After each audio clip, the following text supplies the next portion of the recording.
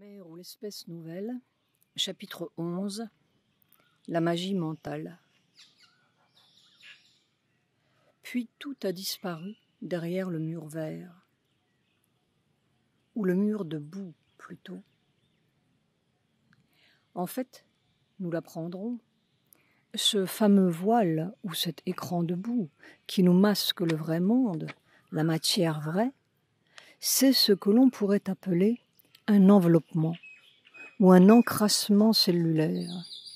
Et toute la tâche, cette longue, lente, périlleuse traversée du voile, c'est une œuvre de purification des cellules, leur décrassement de tout ce revêtement atavique et génétique et millénaire pour arriver à la petite cellule pure, la sortie du programme cellulaire. Et le premier enveloppement, ce ne sont pas les molécules d'ADN ou d'ARN comme nous l'imaginerions, c'est le mental. Les racines du mental dans la matière. Pourtant, l'expérience de l'autre côté du voile n'a pas été si fugitive que nous l'avons dit. Ce n'était pas une sorte de rêve qui vient puis s'en va. 2 jours complets, je suis resté là-dedans. 2 jours d'une félicité absolue. Et Sri Aurobindo était tout le temps avec moi, tout le temps.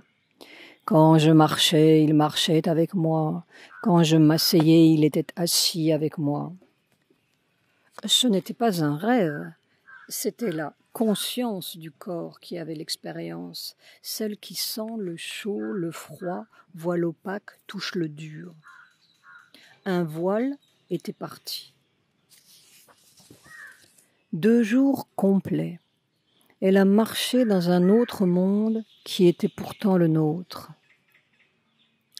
Sri Aurobindo m'a donné 2 jours comme cela, une béatitude complète. S'il y avait eu un but personnel, il est évident que le but était atteint.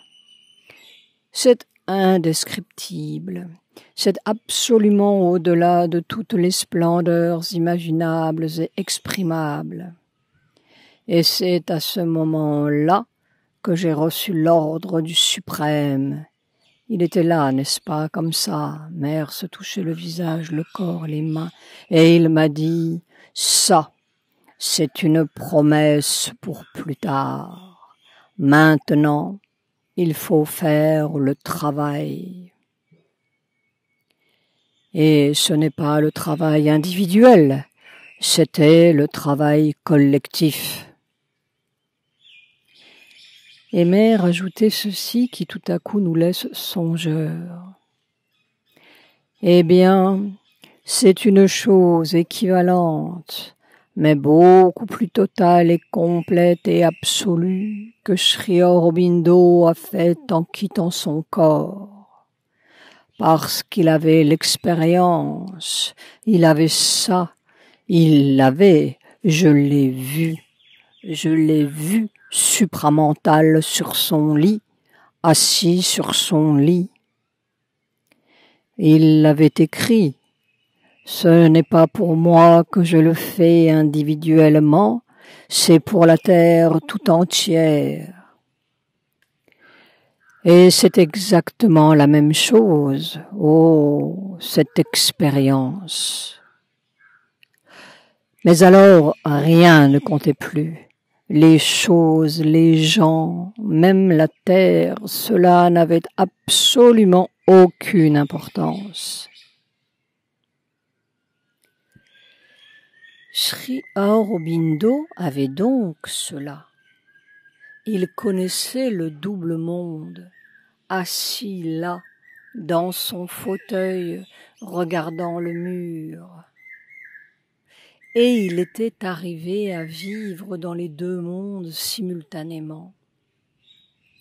Il entendait, regardait les disciples faire leurs blagues autour, attendait les pas de mère. c'était le même monde et c'était un autre monde. Et par sa présence physique ici, il tirait l'autre dans celui-ci, amenuisait la couche séparatrice, le mur, qui n'était déjà plus un mur lorsque Mère a eu l'expérience.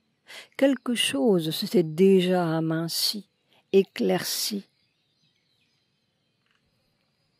Jusqu'au jour, peut-être, où il a compris qu'il travaillerait plus efficacement de l'autre côté, entre guillemets, moins emprisonné dans l'extériorité des disciples, des lettres, des 1000 sottises qui avalaient tout son temps de vrai travail.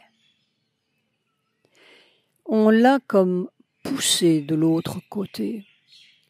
5 fois, il avait dit « Je n'ai pas le temps ». Et Mère restait de ce côté du pont jusqu'à ce jour de 1959 où une première jonction s'est faite. Mais il n'avait pas besoin de mourir. Il avait le trésor des deux mondes, comme disaient les rishis. Ce trésor au fond du roc comme le petit de l'oiseau. Est-ce que l'on comprend ce que cela veut dire? Probablement pas vraiment. Il a accepté de mourir, d'entrer consciemment avec ce corps conscient, vivant, dans ce qui est le contraire de la conscience, la nuit, la mort, comme pour jeter cette graine dans le roc, le non-être. C'est peut-être cela, Krishna en or qui grandit, brise les murs. C'est assez effrayant. Eh bien, Mère quittait ce vrai monde, ce monde vraiment vivant, pour rentrer dans notre mort, ce que nous appelons la vie. Elle faisait l'opération inverse de Sri Aurobindo. Elle allait user le voile du dedans, si l'on peut dire, tenter de faire la jonction pour la terre. N'est-ce pas? Ce qui nous paraît la vie, c'est la mort. On pourrait dire sans faute qu'il y a des sortes d'échelons dans la mort, qu'il y a des échelons dans la vie et des échelons dans la mort. Il y a des êtres qui sont plus ou moins vivants, ou si l'on veut le mettre du côté négatif, des êtres qui sont plus ou moins morts. Mais ceux qui savent, et qui savent que cette forme matérielle peut manifester une lumière supramentale. Pour eux, eh bien, ceux qui n'ont pas la lumière supramentale en eux sont déjà un petit peu morts. C'est comme cela. Mettre la lumière supramentale dans le corps de la terre, c'est aller déraciner la mort. C'est tirer ce voile de quelque chose qui fait la mort, celui-là même qui a été tiré pendant 2 jours. La triple condition. Et tout a disparu. De nouveau, c'était la forêt. La marche aveugle, suffocante, pas à pas, sans chemin.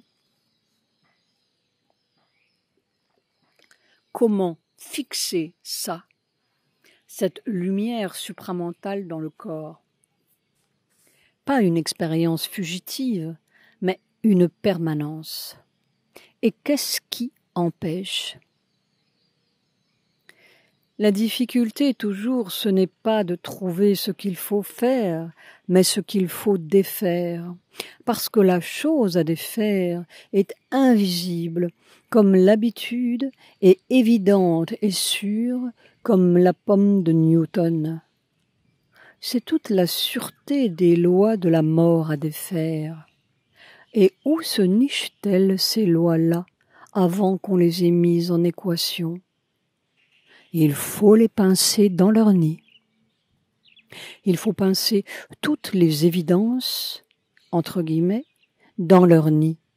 Pourquoi on tombe? Pourquoi on est lourd? Pourquoi A suit B qui suit C qui fait la petite mort au bout?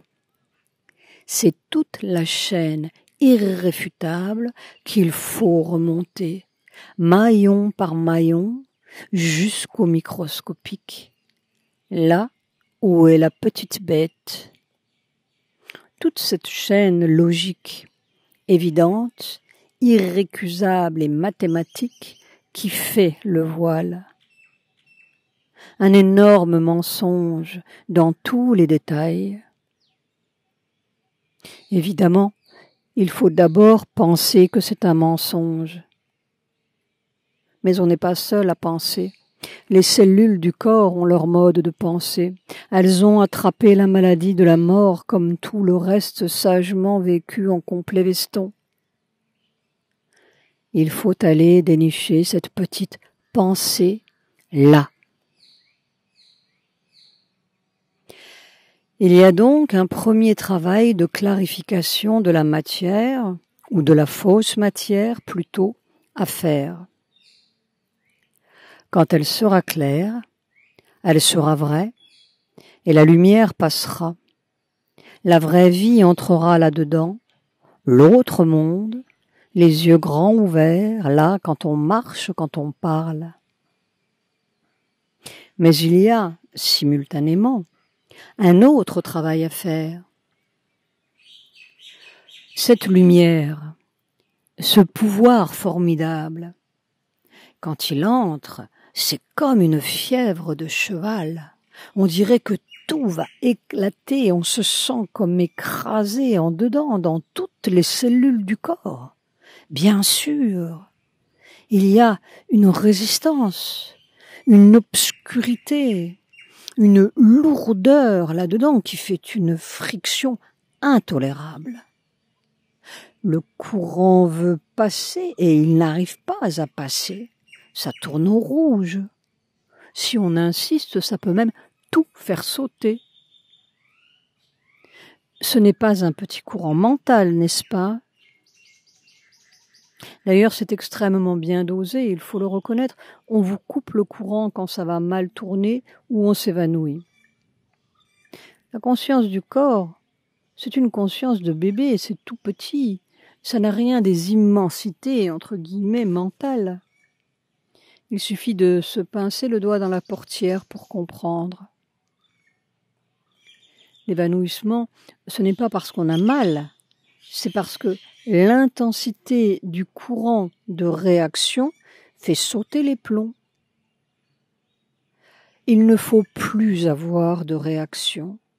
Il faut que tout coule dans une immensité corporelle semblable à celle de là-haut. Une immensité lisse. L'infini, c'est dans le corps qu'il faut l'avoir. Et en fait, toutes les grandes expériences de là-haut, c'est dans le corps qu'il faut les avoir. Alors, on pourra commencer à recevoir le courant sans s'évanouir comme une femmelette. Mais les femmes sont beaucoup plus solides que les hommes, leur matière est infiniment plus travaillée que la nôtre. Mère disait toujours qu'elles avaient un rôle décisif à jouer dans la transformation et que c'était elles qui pouvaient le mieux faire le pont. La première leçon de l'expérience de 1959 était donc la nécessité d'universaliser cette conscience corporelle, l'élargir dans l'infini immobile qui peut recevoir tous les ouragans sans un frisson de réaction. Ça coule sans obstruction. Cette obstruction qui justement fait le voile. Clarification et universalisation vont de pair. Il faut d'abord que le corps, la conscience du corps, apprenne à s'élargir. C'est indispensable, sinon toutes les cellules deviennent une sorte de bouillie bouillante sous la pression de la lumière supramentale. Et Mère nous regardait du coin de l'œil, nous qui étions englués dans notre pâle petit infini là-haut. Ce que j'essaie de faire, c'est la grande ouverture. Et c'est seulement quand la grande ouverture sera faite qu'il y aura alors vraiment la chose, comment dire, irréductible, et que toute la résistance du monde, toute son inertie, son obscurité même, ne pourra pas l'engloutir. La chose qui déterminera et qui transformera. Je ne sais pas quand ça viendra. Et elle ajoutait, c'est là où elle avait son petit sourire de malice, n'est-ce pas, sur n'importe quel point, si l'on se concentre suffisamment, on trouve l'infini. Et c'est cet infini-là que X, Y, Z ont trouvé dans leur expérience propre. C'est ce que l'on pourrait appeler leur propre infini. Mais ce que nous voulons, ce n'est pas cela. Ce n'est plus un contact individuel ou personnel avec l'infini, c'est un contact total. Et Sri Aurobindo insiste là-dessus. Il dit qu'il est tout à fait impossible d'avoir la transformation supramentale sans être universalisé, que c'est la condition première. On ne peut devenir supramental qu'après avoir été universalisé. Et universalisé, cela veut dire admettre tout, être tout, devenir tout. Admettre tout, c'est cela.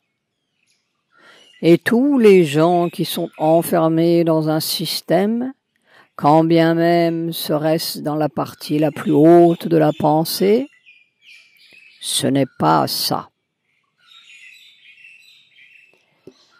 L'infini dans la matière, l'univers dans le corps. Et comment faire? C'est comme si tout d'un coup, la spiritualité, entre guillemets, devenait une affaire concrète, presque une question de mécanique cellulaire. Il faut l'infini si l'on veut que le courant passe sans éclatement.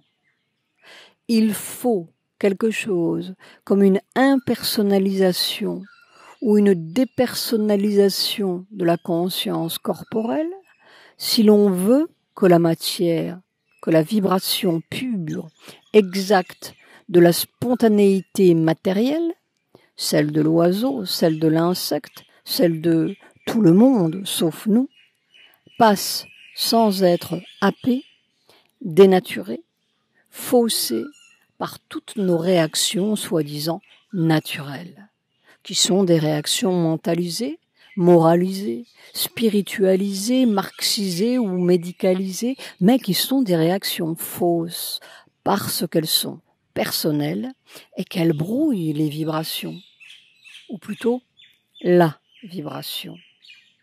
Toutes nos réactions sont des réactions mortelles, les plus belles ou les plus sottes. Cette sorte d'impersonnalisation de l'individualité est très importante. Maintenant, je sais pourquoi. Très importante pour l'exactitude de cette action, pour que ce soit seulement la volonté divine toute pure, si l'on peut dire, qui s'exprime avec un minimum de mélange. Toute individualisation ou personnalisation fait un mélange. Et alors on comprend tous les détails. N'est-ce pas, il y a des choses que l'on comprend intellectuellement ou psychologiquement, et c'est très bien, ça fait de l'effet et ça vous aide. Mais cela paraît toujours si flou, c'est-à-dire que ça travaille dans une imprécision. Mais là, maintenant, c'est cette compréhension du mécanisme mécanique de la vibration. Alors cela devient précis. Toutes ces attitudes que recommande le yoga. D'abord, l'action faite comme une offrande, puis le détachement complet du résultat. Laisser le résultat au Seigneur. Puis la parfaite équanimité en toutes circonstances. Enfin, toutes ces choses qui sont des étapes et que l'on comprend intellectuellement, que l'on éprouve sentimentalement, eh bien, cela ne prend son vrai sens que quand cela devient ce qu'on pourrait appeler une action de vibration mécanique. Alors là, on comprend pourquoi ce doit être comme cela. Finalement, l'esprit se comprend dans la matière. C'est là qu'il est le plus compréhensible. Nous allions dire le plus vrai, comme si l'autre était une pâle copie, une imitation mentale. Il pourrait bien se faire que toute notre spiritualité, un jour, nous apparaisse comme un fabuleux travestissement d'autre chose, qui ne se comprend vraiment et totalement qu'au niveau de la matière, et qui explique tout le monde. Clarification, universalisation, impersonnalisation. Oui, mais comment faire pratiquement, corporellement?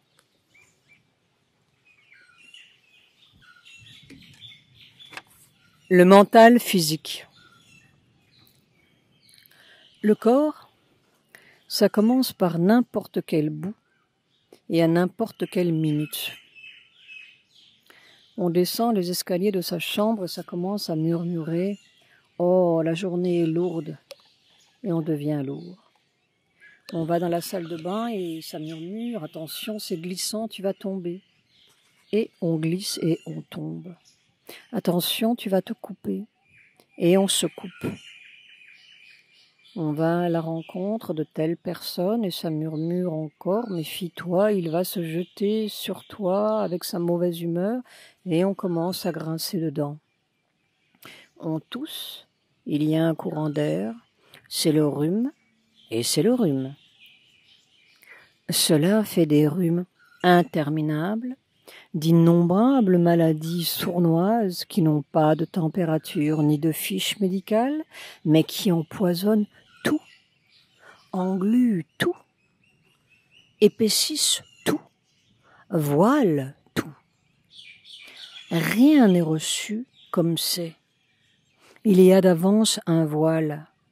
Il y a d'avance la maladie, le désordre, la confusion. Tout est prévu dans le moindre détail catastrophique. Ou alors, plus rarement, ça colore tout en rose, en jaune, en vert, en indigo, et tout est vu d'avance aussi dans cette mixture.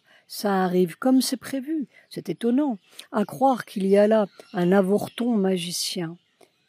Mais on n'y fait pas attention. Cette microscopique sourdine est recouverte par nos déclarations et nos déclamations idéales, nos graves décisions mentales, nos super-organisations, qui se désorganisent sans qu'on sache pourquoi, tout d'un coup, minées par un imprévisible ou ridicule petit accident. Ça y est, tout dégringole. Quelquefois, cela met 10 ans à dégringoler ou à faire un cancer, mais la dégringolade ou le cancer, il est déjà là dans la minuscule petite sécrétion chuchotante qui s'enroule et s'enroule indéfiniment quand on marche, quand on mange, quand on parle. Attention, tu vas te fatiguer. Et c'est la fatigue instantanée. Attention, tu vas faire telle bêtise. Et c'est la bêtise instantanée. Presque obligatoire, vertigineuse. Comme des tentacules de pieuvre qui s'enroulent en douce autour des cellules. Et puis on meurt. Eh bien oui, c'est la mort fatale. Et on meurt.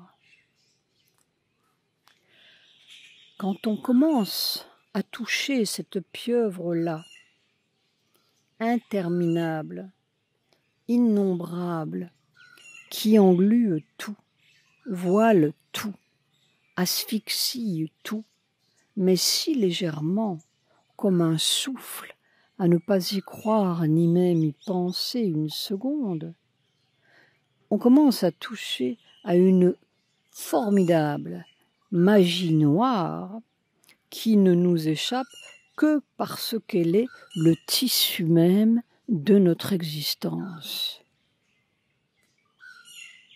C'est subtil, c'est presque sans mots, c'est à peine un souffle, un effleurement de vibrations autour ou en dessous, quelquefois comme une odeur ou une prépensée, une présentation, un vague embryon de quelque chose qui glisse sous la feuille morte et tout se décompose. C'est la décomposition invisible, constante de tout.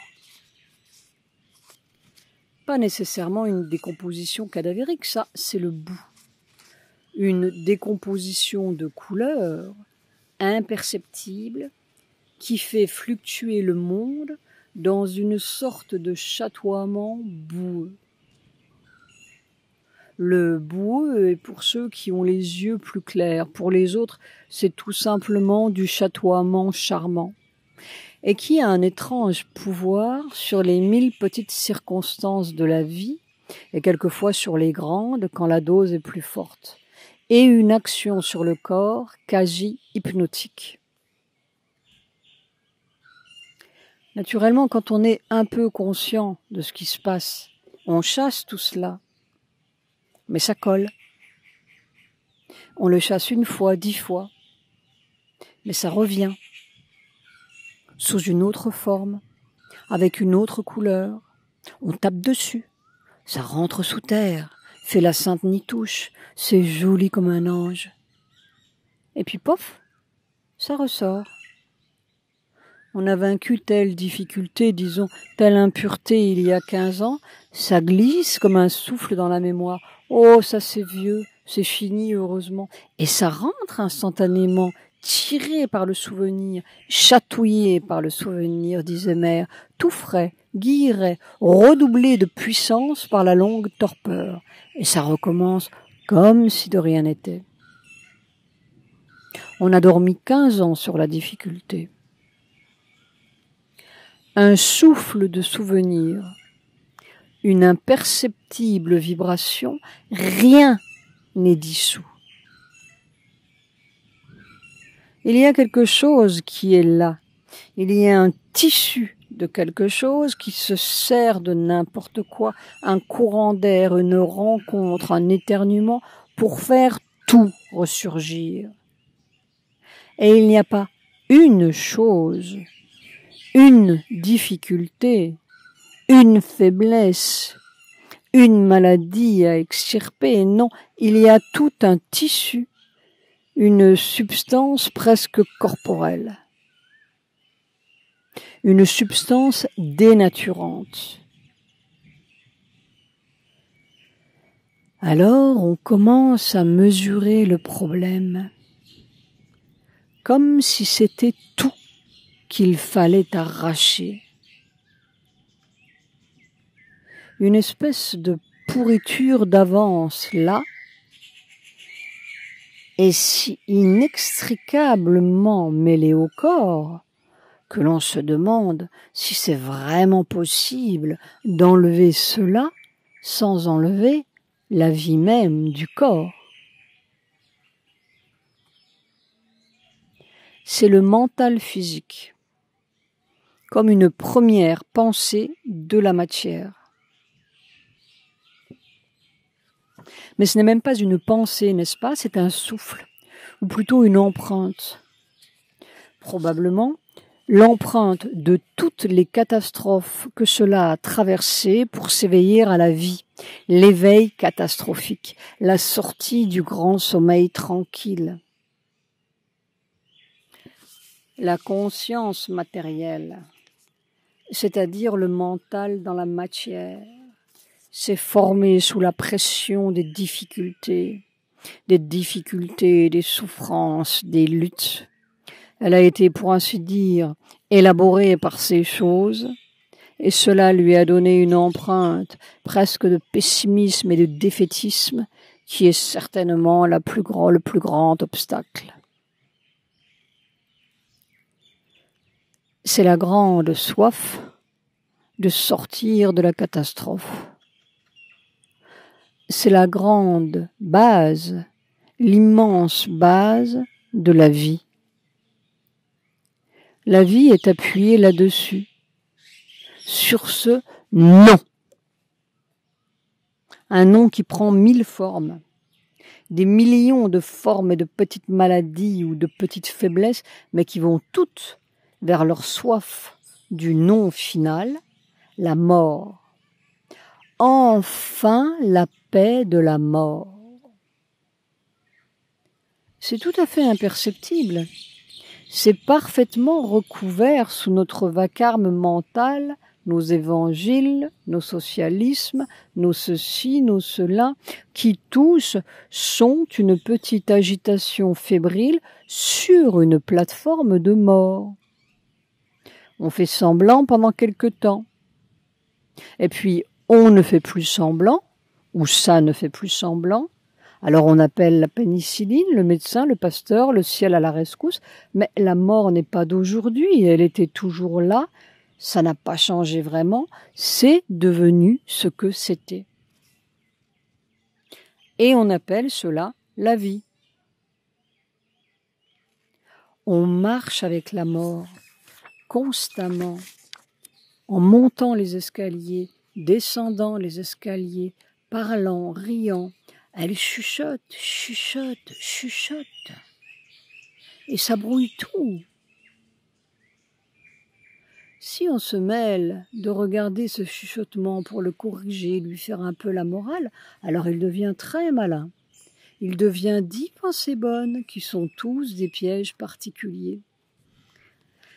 C'est le piège complet, indiscutable, dans n'importe quel sens qu'on veuille le regarder, en bien ou en mal. Il vous double avec une rapidité éclair, rattrape votre pensée d'avance et vous attend devant avec une malice toute fraîche, imprévue. Bien penser est un mal, mal penser est un mal. Tout est un mal. Tout est brouillé. Mais bien sûr, c'est le mental. Alors, personne n'est mentalement plus fort que le mental. Ce n'est pas le mental qui peut corriger le mental. C'est vraiment la pourriture complète, collée là, dans le corps, avec chaque réflexe, chaque réaction, chaque bouchée qu'on mange, chaque pas qu'on fait. On peut s'extirper de la pensée intellectuelle, arrêter la mécanique pensante, entrer dans les cieux libérés.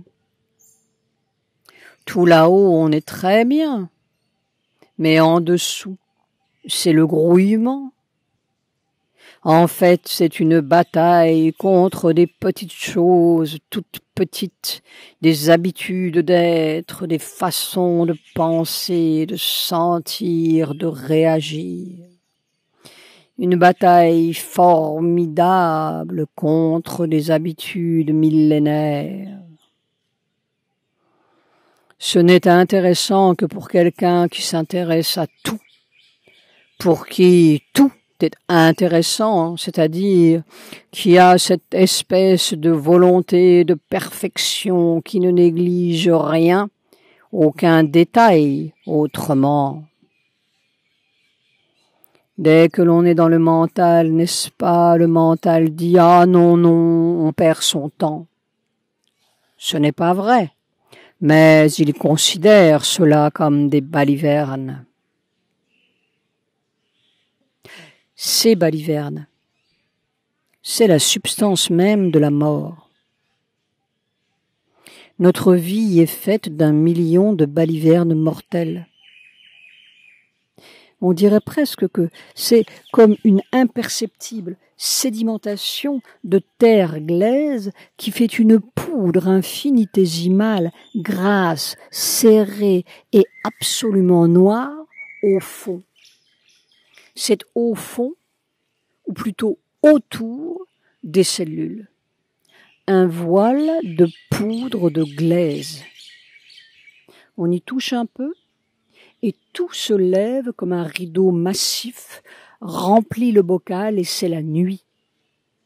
C'est la nuit de lumière des vivants, entre guillemets. Ils baignent là-dedans, dans ces balivernes. Mais si on le laisse se déposer tranquillement, on voit plus clair, certes. Le bocal est transparent, mais c'est là, tapis au fond. Et comment faire?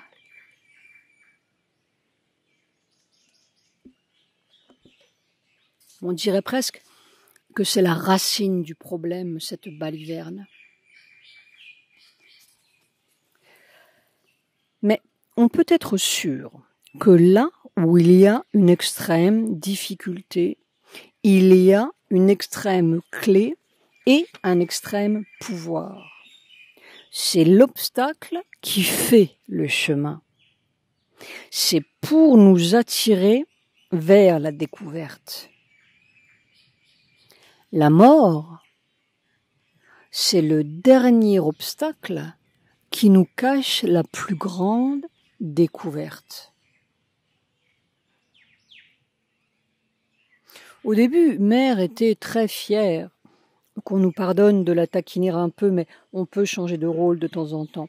Elle nous disait « Quand ce moulin commence, on le prend comme avec des pinces et puis… » Mère faisait le geste de le tirer vers le haut, au-dessus de la tête, et puis je le garde là, dans ce blanc immobile. Pas besoin de le garder longtemps. Oui. Et puis elle lâchait la pince, et ça recommençait. Ou bien on fait descendre le pouvoir. On est tout d'un coup plein à craquer d'une puissance de lumière qui dissout le grouillement. Pour 5 minutes, le temps qu'elle est là. Mère a bien vu que cela aussi ne marchait pas. Je comprends bien pourquoi la vérité, la conscience de vérité ne s'exprime pas d'une façon plus constante. Parce que la différence entre son pouvoir et le pouvoir de la matière est tellement grande que le pouvoir de la matière est comme annulé.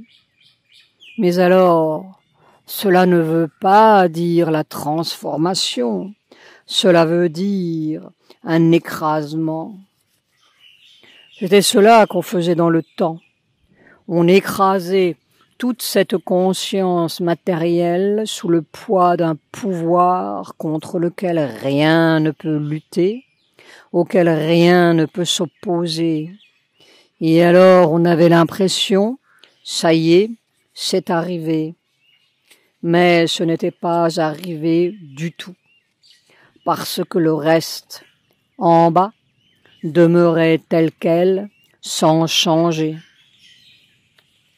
Et si on ne veut pas, ou ne peut pas faire intervenir un pouvoir qui écrase le grouillement, si on ne veut pas, ou ne peut pas grimper là-haut dans le blanc immobile, que reste-t-il ? Et si par-dessus le marché on ne peut pas se servir du mental pour se battre contre le mental de la matière, que faire ? On n'est nulle part. Ou plutôt, on est complètement dedans, au seul niveau possible, au cœur de la boue mentale de la matière et du dedans. Dans l'obstacle même, on cherche à trouver le pouvoir qui fera traverser l'obstacle ou transformera l'obstacle. La puissance même de l'obstacle contient la puissance même de la victoire. On se bat avec la victoire tout le temps et peut-être le secret est-il de savoir regarder dans le bon sens.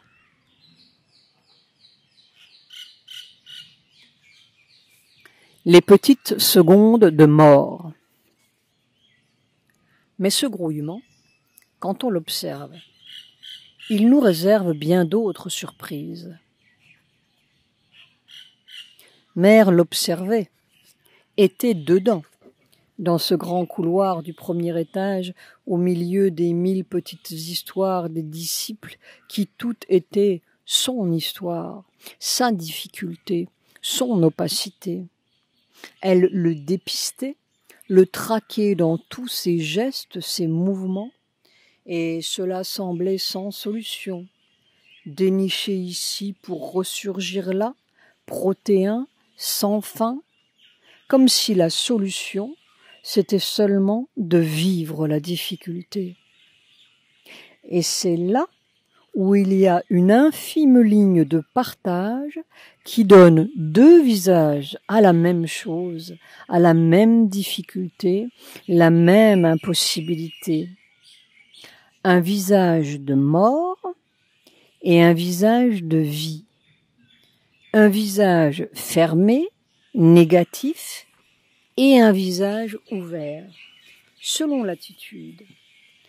On vit la même stupidité, la même opacité, mais d'un côté, elle est positivement vécue avec une question, un appel, une sorte de déchirement ou d'embrassement de la vérité que l'on sent et veut derrière, que l'on ne cesse pas de vouloir derrière cette glu noire. On est dedans comme un cri.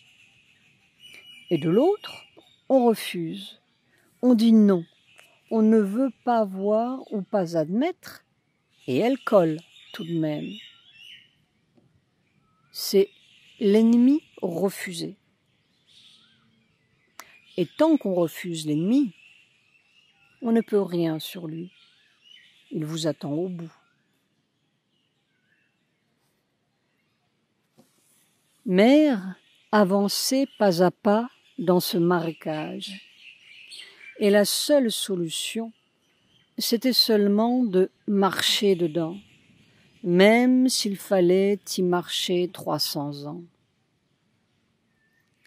Ce mental matériel aime les catastrophes et les attire, et même les crée, parce qu'il a besoin du choc de l'émotion pour réveiller son inconscience.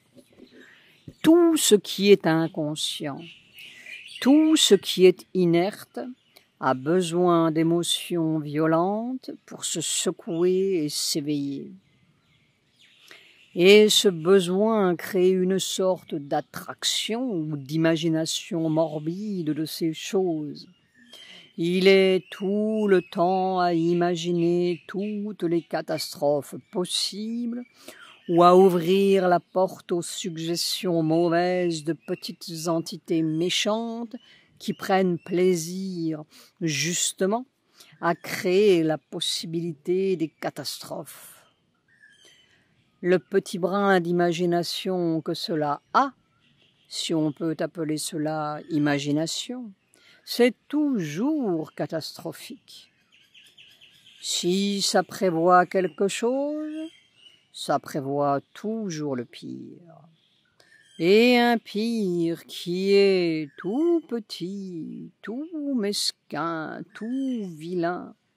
Vraiment, c'est la condition la plus écœurante de la conscience humaine et de la matière. On a une petite douleur, oh, est-ce que ça va être un cancer? Et alors, cet admirable individu, après avoir imaginé le pire, dans l'espace d'une seconde, n'est-ce pas?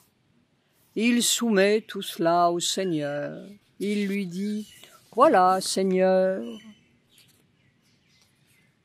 voilà ton œuvre, et c'est tout à toi, et fais ce que tu veux avec cette espèce d'imbécile.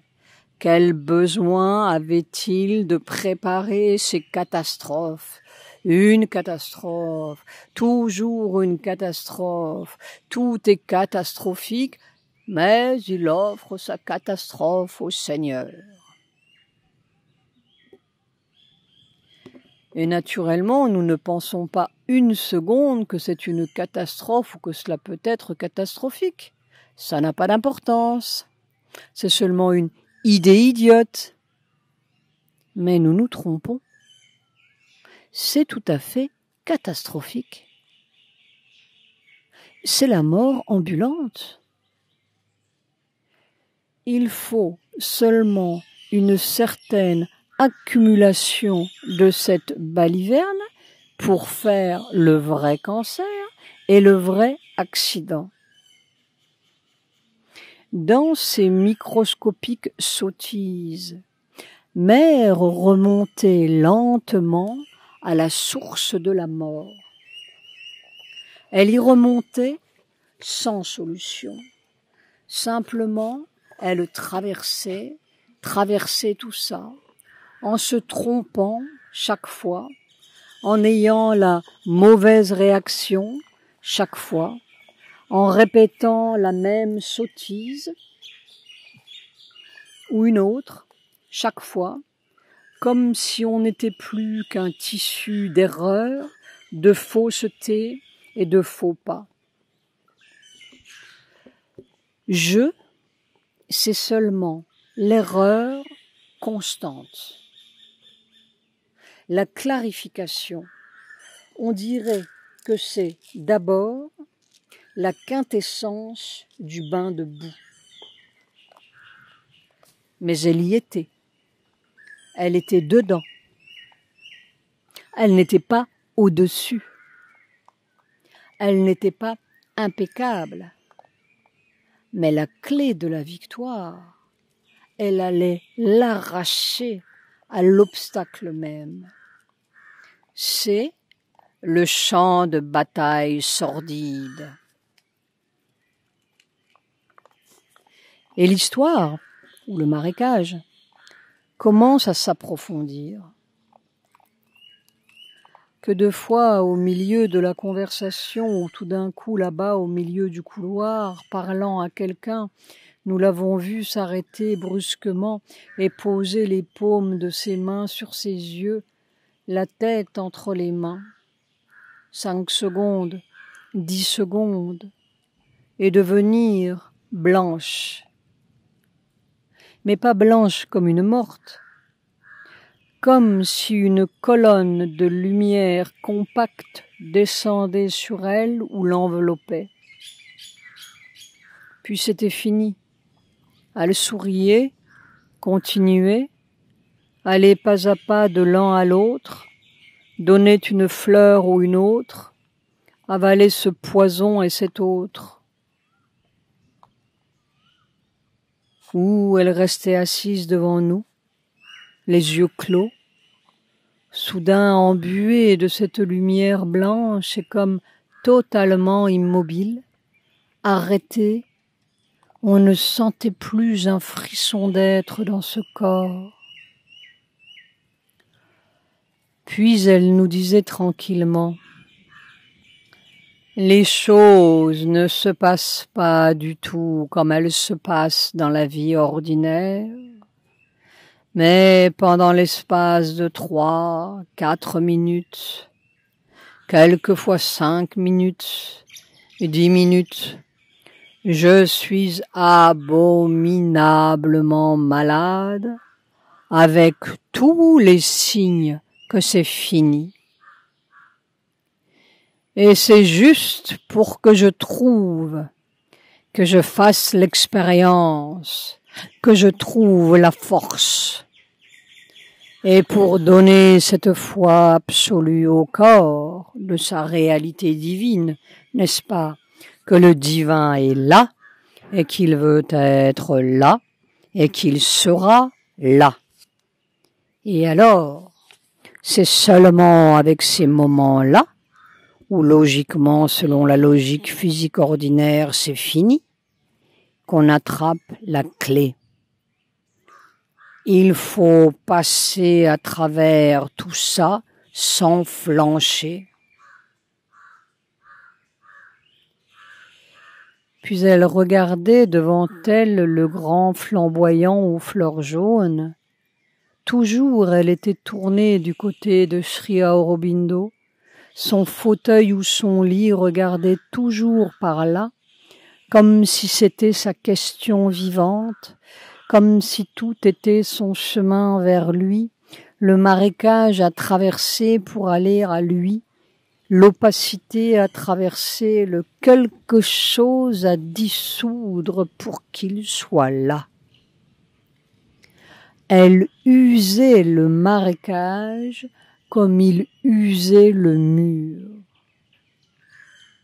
Et elle ajoutait, « Combien il en faudra encore comme ça?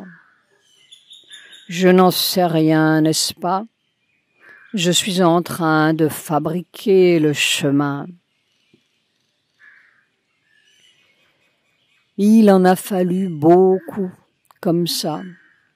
Des centaines et des milliers de petites secondes de mort à traverser pour attraper la clé.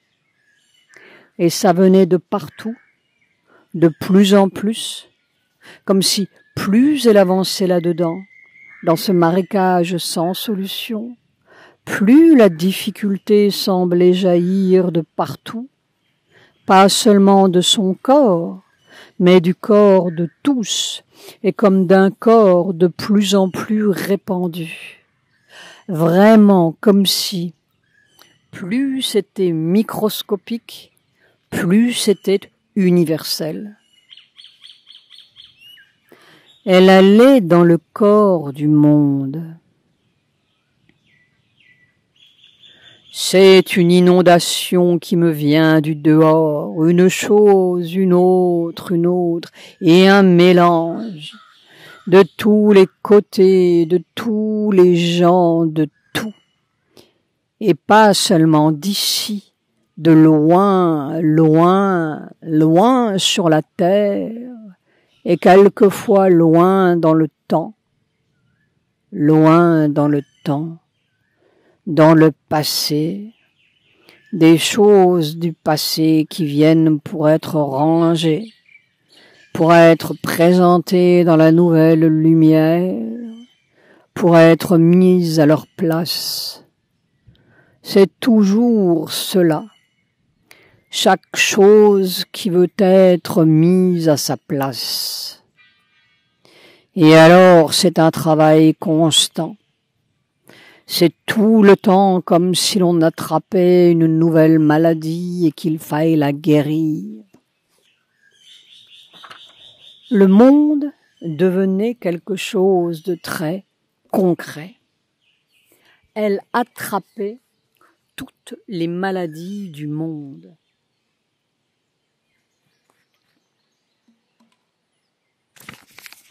Et le problème, ou la question, se resserrait, devenait très dense, comme si tout se jouait dans des petites secondes.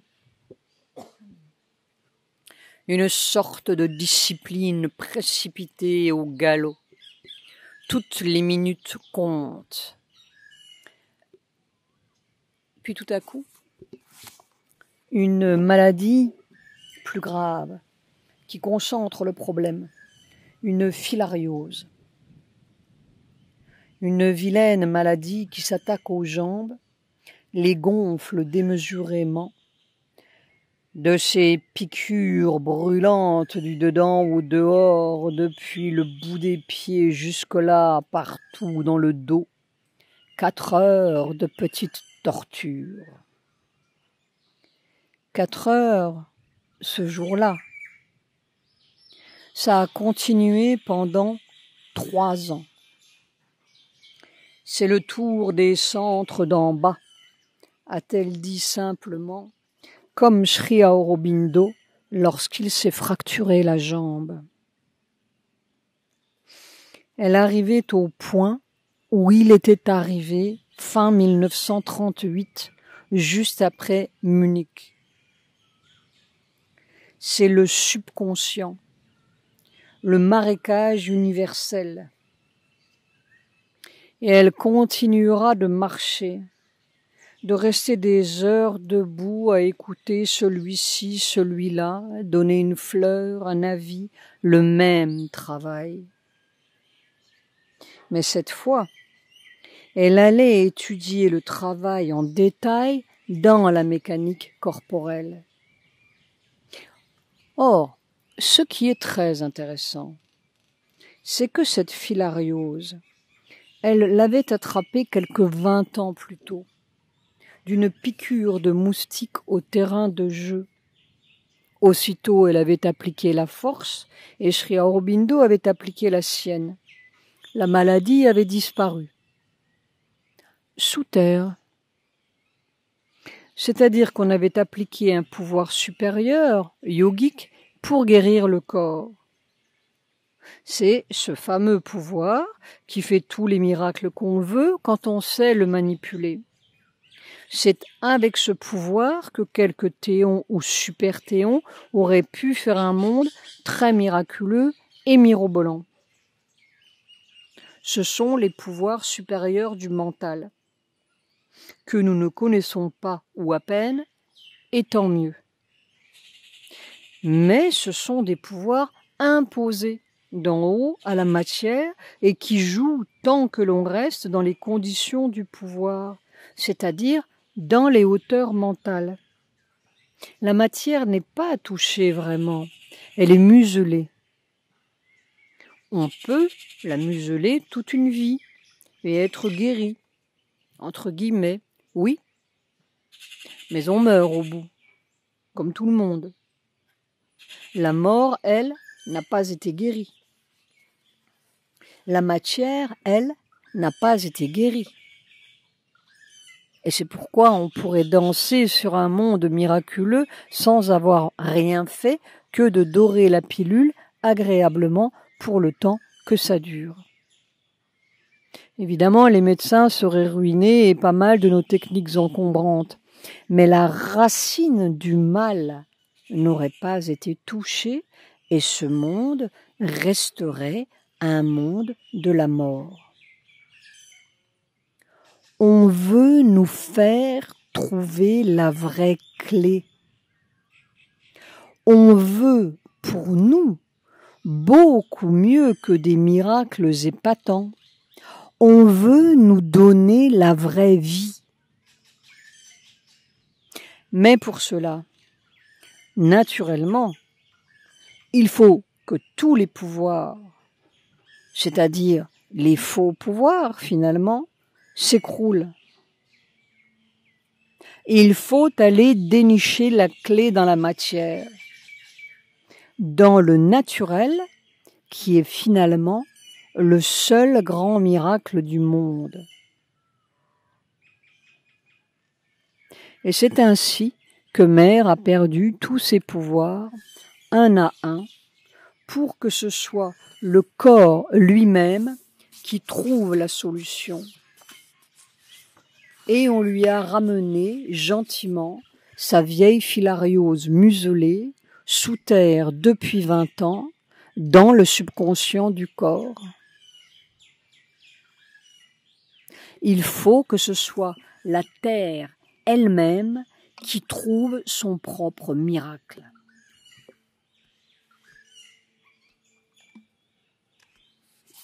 Le mental cellulaire. Cette longue école de la douleur allait précipiter le mouvement et amener Mère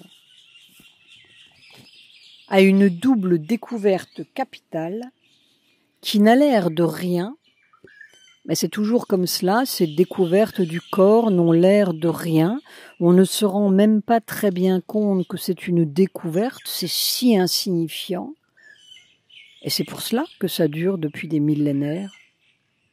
La découverte d'uranium, c'est sérieux. La découverte de la relativité, c'est très sérieux.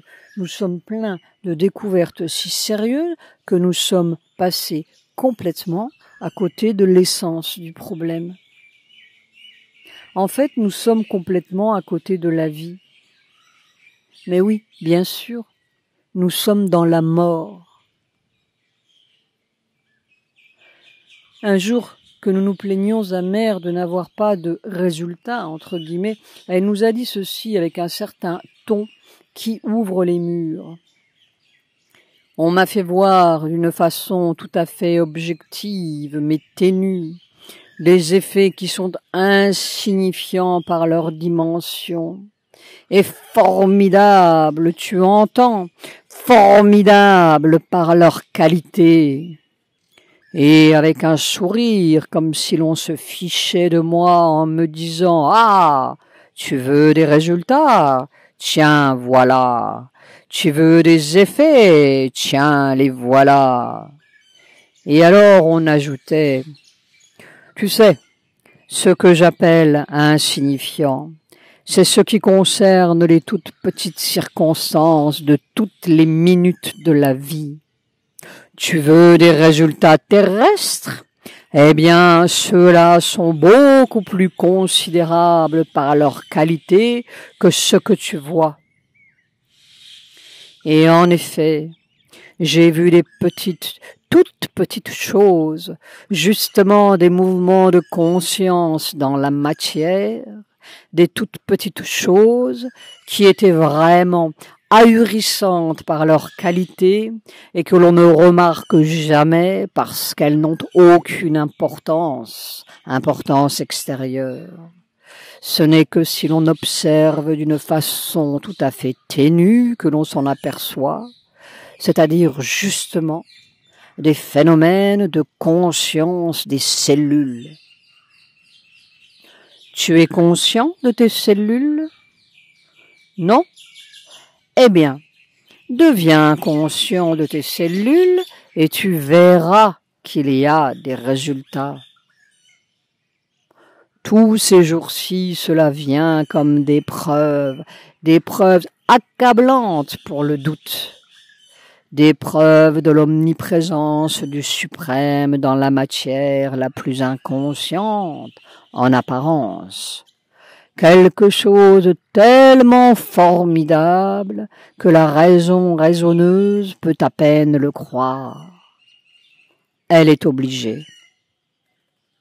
Seulement, n'est-ce pas, on s'en aperçoit quand on est arrivé à ce degré d'attention tout à fait ténu et qu'au lieu de vouloir des grandes choses qui font beaucoup de bruit, beaucoup de mouvements et qui ont des apparences très éblouissantes, on se contente d'observer des toutes petites choses qui, pour notre prétentieuse raison, sont tout à fait insignifiantes.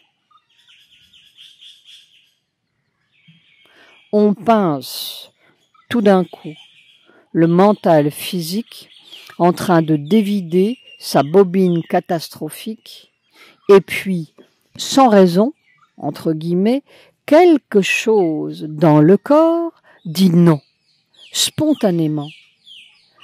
Et la bobine s'arrête toute seule, comme par enchantement. Le mal de tête s'évanouit, la rage de dents s'arrête, tout est comme dissous par juste ce petit quelque chose dans le corps qui a dit non. Cela n'a l'air de rien, mais c'est tout à fait formidable. Quelque chose qui dit non à la mort et qui a le pouvoir d'arrêter le mouvement de mort. Qu'on ne s'y trompe pas. Un mal de tête ou un bobo ou un objet qu'on fait tomber par terre, c'est de la mort. Reste à découvrir ce qu'est ce quelque chose. Mère était donc dans la douleur comme dans tout le reste du marécage insoluble. Seulement, la douleur crée un besoin plus intense de trouver la solution. Mère pouvait grimper là-haut, couper le courant et sourire dans la béatitude. C'est élémentaire quand la conscience est développée, c'est l'équivalent de la morphine en mieux et en plus radical. Mais la morphine spirituelle, cela faisait partie, une fois pour toutes, des moyens rejetés. Jusqu'au bout, elle refusera de couper le courant.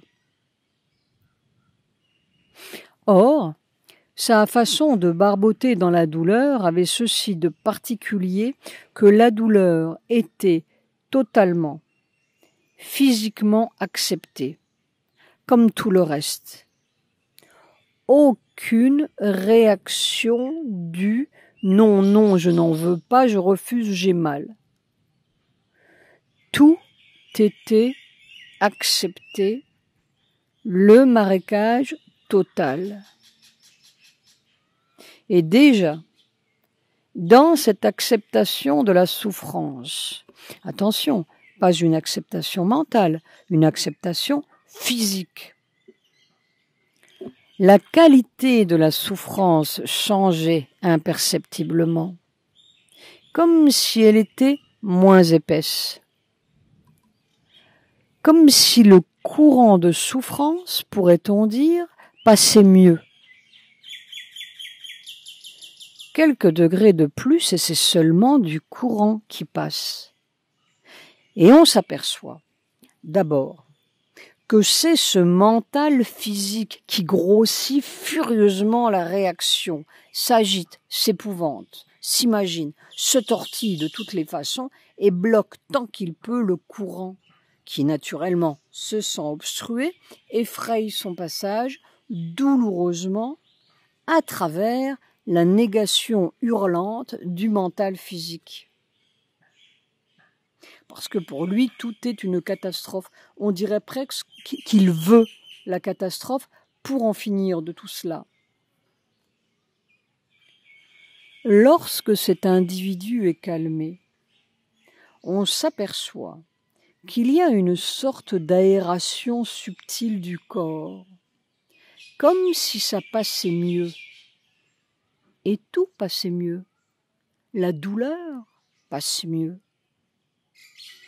Et à mesure qu'on laisse faire, sans réaction aucune, sans volonté aucune, ou avec la seule positivité interne que tout cela, c'est le Seigneur, entre guillemets, qui joue, comme dit Mère, que tout est une certaine merveille voilée qu'il nous faut juste dévoiler. C'est comme si le corps, la substance du corps, la conscience du corps devenait large, fluide, rythmique, presque ondulée, dans une sorte de mouvement très différent, ondulatoire, où la douleur est seulement ce même courant qui a comme changé magiquement de visage. C'est imperceptible. Ça dure quelques secondes, à ne pas y croire. Et naturellement, dès que c'est à ne pas y croire, la douleur revient furieusement. Des milliers de fois, on répète l'opération. Et c'est comme si, en l'espace de quelques secondes, on passait d'un monde dans un autre, d'un monde dans un autre, un va-et-vient d'un monde de douleur à un autre, inexplicable, qui est le même, mais complètement autre. On a touché à la conscience du corps. Le corps seul, tel qu'il est, sa vraie conscience, sans celle de cette espèce d'individu qui le recouvre de son magma hurlant et catastrophique. Presque comme si c'était deux corps. Un corps de douleur et l'autre. Un corps enfermé et l'autre. Un corps ondulatoire, si l'on peut dire, et l'autre recroquevillé, replié sur lui-même, douloureux et crispé comme un patient dans un fauteuil de dentiste. Et juste après l'une de ces expériences presque magiques où la maladie, entre guillemets, se volatilisait comme dissoute par ce vrai corps dedans, Mère observait avec étonnement. Les cellules elles-mêmes s'en fichaient complètement. Cela leur paraissait être comme un accident ou une maladie ou quelque chose qui ne faisait pas partie normale de leur développement et qui leur avait été imposé. C'est le commencement d'une prodigieuse expérience. Et Mère notait la première fois que cela lui est arrivé.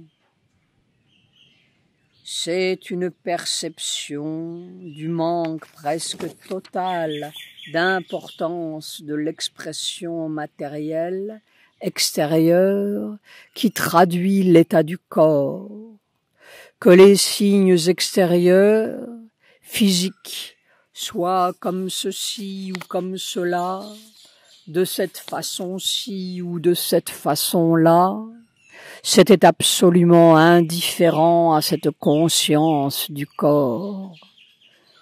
Par exemple, des jambes enflées ou un foie qui fait mal, eh bien, tout cela était absolument sans importance. Cela ne change en rien la conscience vraie du corps.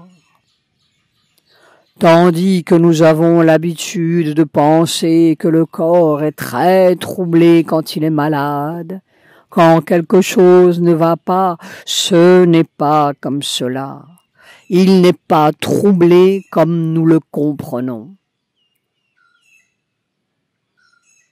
Mais alors, demandons-nous à Mère, qu'est-ce qui est troublé si ce n'est pas le corps? Oh, c'est le mental physique, cet imbécile de mental. C'est lui qui fait tout, tous les embarras, toujours. Ce n'est pas le corps, insistions-nous. Mais non. Mais qu'est-ce qui souffre alors? C'est aussi à travers ce mental physique. Parce que si on calme cet individu, on ne souffre plus. C'est justement ce qui m'est arrivé, n'est-ce pas? Ce mental physique se sert de la substance nerveuse, mais si on retire ça de la substance nerveuse, on ne sent plus. C'est ça qui donne la perception de la sensation. Et alors, tout un grand pan de mur commence à dégringoler. En fait, ce n'est pas un mur, c'est un voile de boue. C'est cette espèce de sédimentation noire, comme une poudre infinitésimale, gluante, qui recouvre tout, qui enveloppe les cellules du corps. C'est la glu noire du mental physique. Et on commence à sortir de la cage. On commence très légèrement, imperceptiblement, à soulever le voile de la mort. On commence à toucher le vrai corps. On commence à toucher la vraie matière. Parce que la découverte est plus prodigieuse qu'on ne le pense. Écoutons bien, c'est le mental physique qui donne la perception de la sensation. Et toutes les sensations sont fausses, des mensonges absolus, complets. Nous vivons dans une cage de mensonges. Nous vivons sous un voile de mensonges. La douleur est fausse. Mais c'est tout qui est faux. Le lourd, le léger, le grand, le petit, le fermé, l'ouvert, l'opaque, le clair, toutes les perceptions sont des perceptions fabriquées dans la cage de cet individu et par cet individu. Pour traquer ou enfermer, justement, un individu dans une cage personnalisante qui lui donnait la sensation d'être séparé des autres, moi, une personne. Et tel était le premier but évolutif. Nous nous sommes faits individuellement à coups de mensonges. Et maintenant, le mensonge se démolit. Tout est autre. Nous sommes toutes autres. Le monde physique que nous percevons est un formidable mensonge mis en équation par un mental physique qui a tout conditionné. Le corps physique que nous éprouvons et percevons est un corps de mensonge. Et la mort est un autre mensonge. C'est la mort du mensonge. Alors, il faut devenir le vrai corps à travers le vieux. Il faut devenir la vraie vie à travers la mort. Il faut passer le voile de la mort en pleine vie, avant qu'elle ait le temps de nous décomposer. Et l'observation devient extrêmement intéressante. Infinitésimale comme toujours, à l'échelle ou à l'image de cette poudre de glaise fine, noire, qui englue tout. On s'aperçoit, en effet, qu'il y a un chaînon entre ce mental physique et la substance pure du corps. Le mental physique agit sur le corps par un intermédiaire. Deux substances ne peuvent se toucher ou communiquer que s'il y a un minimum de correspondance, c'est-à-dire qu'une vibration d'un domaine doit pouvoir éveiller ou faire vibrer quelque chose de correspondant dans l'autre substance. Alors, il y a contact et influence réciproque, communication. Quand Mère entrait en contact avec la momie du musée Guimet, ou quand elle entrait en contact avec le python, le géranium, l'améthyste, elle touchait quelque chose qui vibrait là, une forme de conscience qui trouvait sa transcription mentale en elle. Il y avait donc une sorte de mental entre guillemets, là, bien que peu ressemblant au nôtre. Une vibration perceptible à un niveau qui n'était évidemment pas le niveau cérébral du mental évolué. Une vibration qu'elle sentait ou éprouvait dans son corps et qui se traduisait ultérieurement par des mots et des sensations, des images.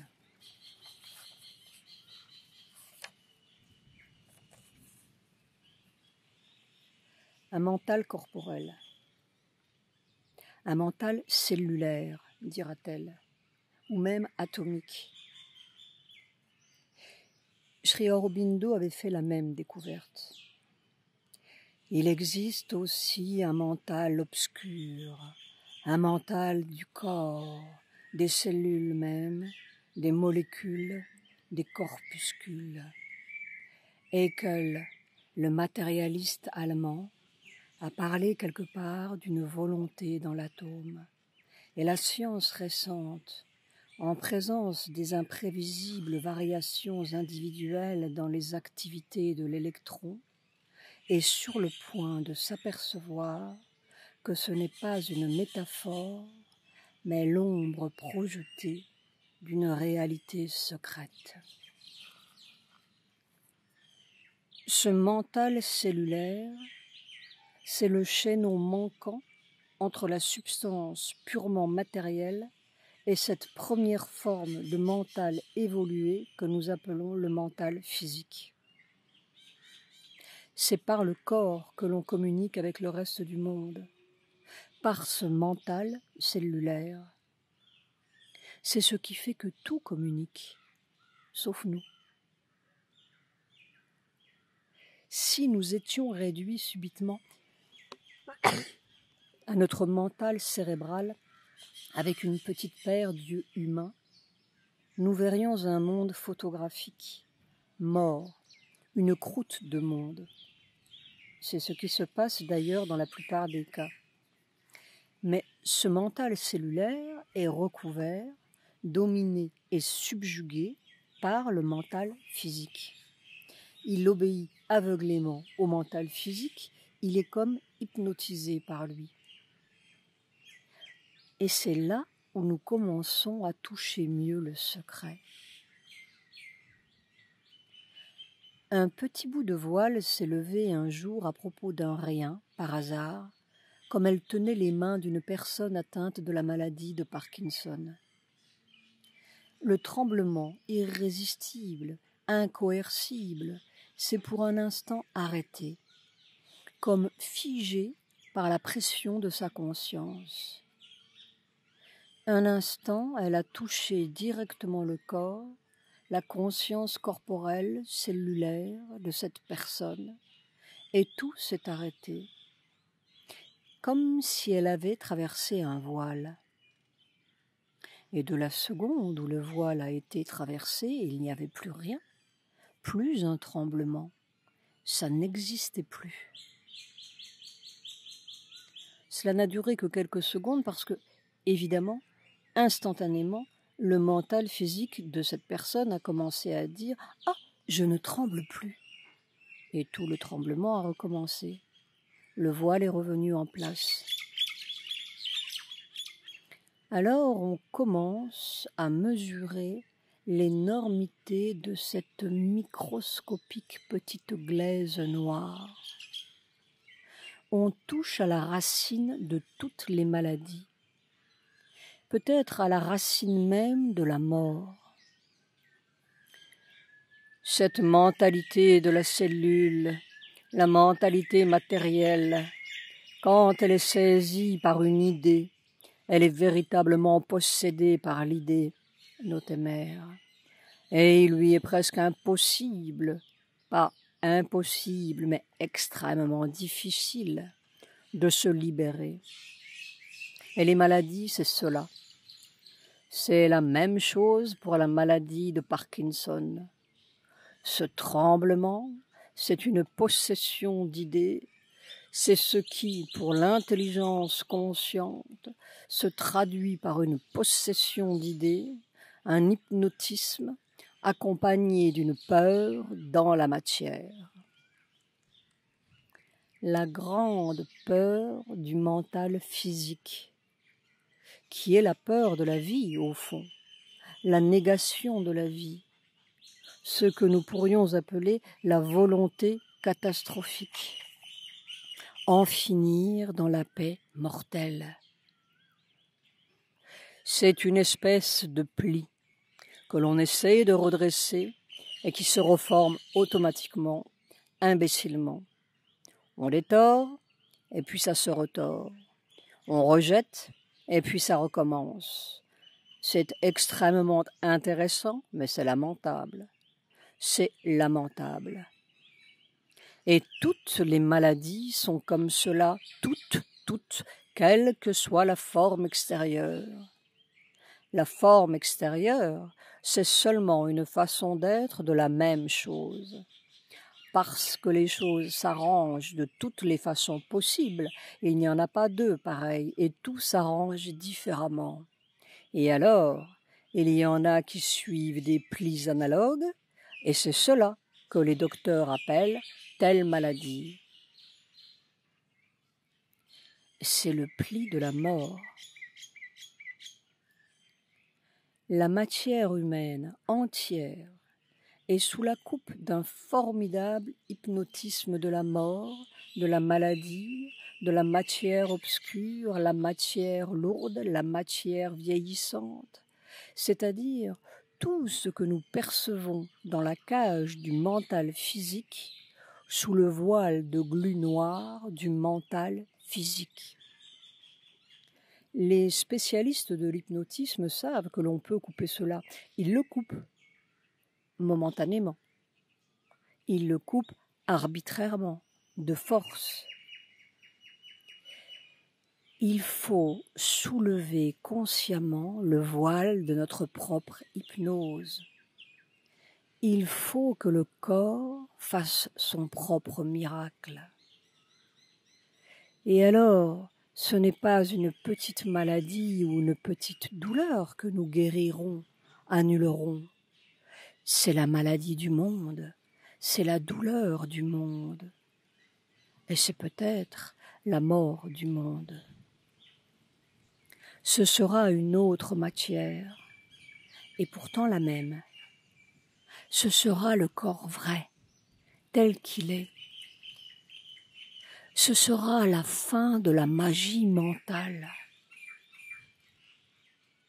Ce n'est pas un nouveau monde à créer, c'est une magie à défaire. Et Sri Aurobindo l'a dit par 3 fois dans Savitri.